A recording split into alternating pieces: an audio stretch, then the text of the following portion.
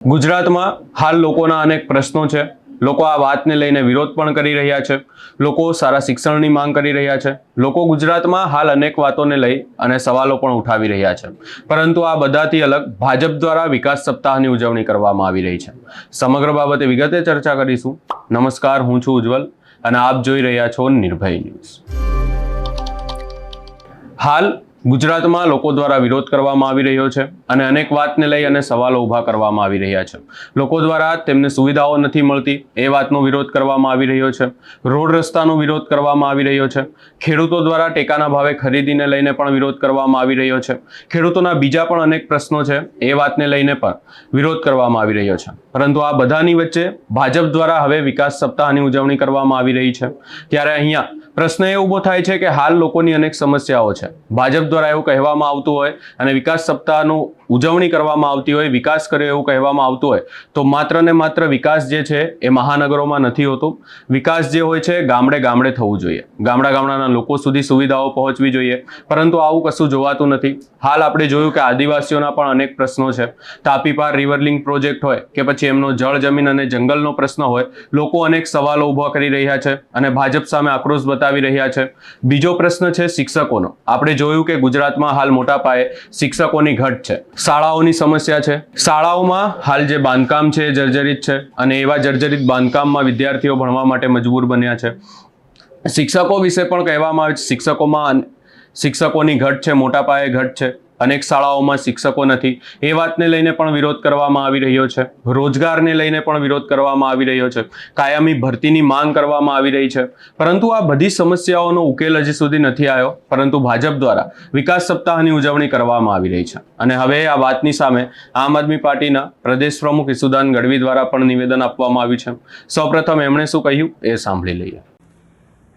જે રીતે ભાજપ દ્વારા નરેન્દ્ર મોદીના 24 વર્ષના જે શાસન થયા છે એ માટે 7 થી 15 તારીખે વિકાસ સપ્તાહની ઉજવણી કરવાનું નક્કી કર્યું છે અને મંત્રીઓ ભાજપના નેતાઓ લોકોની વચ્ચે જશે, વિકાસ સપ્તાહની ઉજવણી કરશે ને પછી એક પ્રતિજ્ઞા લેશે, સંકલ્પ લેશે।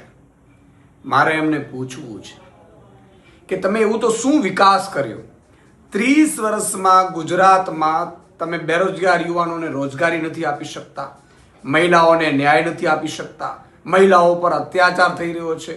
9000 જેટલા ગુજરાતમાં પરિવારોએ, સામૂહિક પરિવારોએ આર્થિક સકડામણને અન્ય કારણોથી સિસ્ટમના વાંકે આપઘાતો કર્યા છે। બેરોજગાર યુવાનો ઉપર તમે લાઠીઓ વરસાવો છો, રોજગારી નથી આપી શકતા। ખેડૂતો પાયમાલ થઈ ગયા છે, ખેડૂતોને ભાવ નથી મળતા। 11 વર્ષ પહેલા જે ભાવ હતા એ પણ ભાવ અત્યારે નથી મળતા અને મોંઘવારી ચારે બાજુથી વધી ગઈ છે। સારી સ્કૂલો તમે બનાવી નથી શકતા શહેરોમાં કે ગામડાઓમાં। આજે શહેરમાં રહેતા મધ્યમ વર્ગ અત્યારે ચારે બાજુથી સ્કૂલ અને આરોગ્યમાં પીડાઈ રહ્યો છે। તો તમે શેનો સંકલ્પ કે પ્રતિજ્ઞા લેવાના છો? પ્રતિજ્ઞા લેવી હોય તો એવી લો તમે કે અમે ગુજરાતમાં આજથી દરેક કિસાનને પૂરતા ભાવ મળે એનો સંકલ્પ લઈએ છીએ। ખેડૂતને એના વીજ થાંભલાઓ એના ખેતરમાં વિધાઉટ પરવાનગી નાખવામાં આવે છે કંપનીઓના જોરે, એ નહીં નાખવા દઈએ એવો સંકલ્પ લઈએ છીએ। દરેક યુવાનને સરકારી નોકરી, રોજગારી આપીશું, સરકારી નોકરી આપીશું એનો સંકલ્પ લો તમે। જે ગરીબોને ન્યાય નથી મળતો એમને ન્યાય મળશે એનો સંકલ્પ લો તમે। ગરીબોના ઝૂંપડાઓ પાડી રહ્યા છો, નાના મકાનો તોડી રહ્યા છો, ઉદ્યોગપતિઓને સોંપી રહ્યા છો, એ નહીં સોંપવા દઈએ એનો સંકલ્પ લો તમે। તમારે સંકલ્પ લેવો તો એવું સંકલ્પ લો કે જે મેં આદિવાસી સમાજની ઘોર ખોદી નાખી છે, આદિવાસી સમાજને ગરીબોને ચૂસી લીધા છે, મનરેગા યોજનાનો કૌભાંડ કરી લીધા છે, એ રૂપિયા પાછા એમને આપીને જેટલા પણ કૌભાંડીઓ છે એમને જેલમાં નાખીશું એનો સંકલ્પ લો તમે। પણ એ સંકલ્પ નહીં લો તમે। તમને તો ઉપરથી સ્ક્રિપ્ટ આવી છે, એ જ પ્રજાની વચ્ચે જશો, પણ પ્રજા એ સમજદાર છે। એ તમે જે રથ ત્યાંથી ખાડાઓમાંથી કાઢશો એ પ્રજા જોતી હશે। 30 વર્ષમાં તમે ખાડામાં રસ્તા છે કે રસ્તામાં ખાડો છે ખબર નહીં પડે તો પ્રજા તમને સવાલ કરશે તો મોઢું શેનું દેખાડશો તમે? ખેડૂતોને વચ્ચે જાશો તો ખેડૂતો સવાલ કરશે તમને। તમે જુઓ, તમે મહિલાઓ, બેરોજગાર યુવાનો એ તમને સવાલ કરશે। દરેક ગામમાં કે મહોલ્લામાં જશો તો મધ્યમ વર્ગની શિક્ષણ ફીના નામે લૂંટ ચાલે છે તો એ સવાલ કરશે। તો તમે જવાબ શું આપશો? મને લાગે તમારે ઊભી પૂંછડીએ ભાગવું પડશે। એનાથી મોટી વાત, તમે ગુજરાત સાથે કેવી મોટી છેતરપિંડી કરી છે। બિહારમાં હમણાં મહિલાઓના ખાતામાં 10-10 હજાર રૂપિયો નાખ્યો, 75 લાખ મહિલાઓને.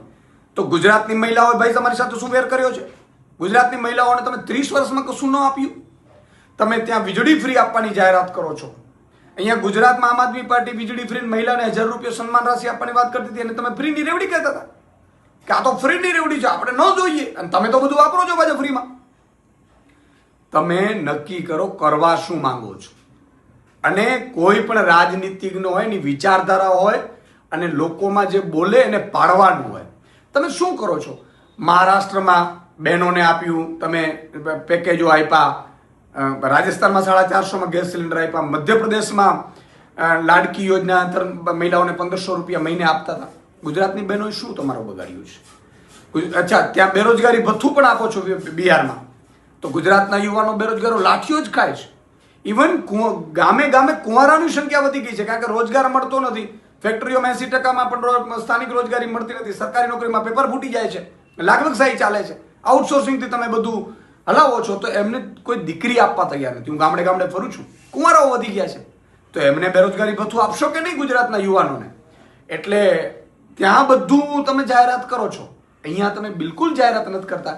શરમમાં આવી જોઈએ. શરમ ભાજપ પડાવો અને ગુજરાતની જનતા તમને આ સપ્તાહની ઉજવણીમાં પ્રશ્નો પૂછશે, તમને સવાલો કરશે અને તમારે એના જવાબો આપવા પડશે. એટલે કે અહીં પ્રશ્ન એ જ ઊભો થાય છે કે ભાજપ દ્વારા વિકાસ સપ્તાહની ઉજવણી તો કરવામાં આવી રહી છે, પરંતુ આ લોકોના પ્રશ્નો એટલા બધા છે, એની અંદર ભાજપ દ્વારા વિકાસ સપ્તાહની ઉજવણી કઈ રીતે કરી શકાય એ પણ એક પ્રશ્ન છે. લોકોને સુવિધાઓ મળી નથી રહી, લોકો વિરોધ કરી રહ્યા છે, લોકો દ્વારા સવાલો ઊભા કરવામાં આવી રહ્યા છે. ત્યારે કેટલી હદે એમ યોગ્ય કહી શકાય કે આ વિકાસ સપ્તાહની ઉજવણી કરવામાં આવે? પરંતુ હવે આ વાતને લઈને અનેક સવાલો પણ ઊભા કરવામાં આવ્યા છે. આગામી સમયમાં હવે આ વાતને લઈ અને શું કહેવામાં આવી શકે છે એ તો જોવાનું રહેશે. આ સમગ્ર બાબતે આપનો શું અભિપ્રાય છે અમને કમેન્ટ કરી જરૂર જણાવશો. અમારી ચેનલ નિર્ભય ન્યૂઝને લાઇક, શેર, સબસ્ક્રાઇબ કરવાનું ભૂલશો નહીં.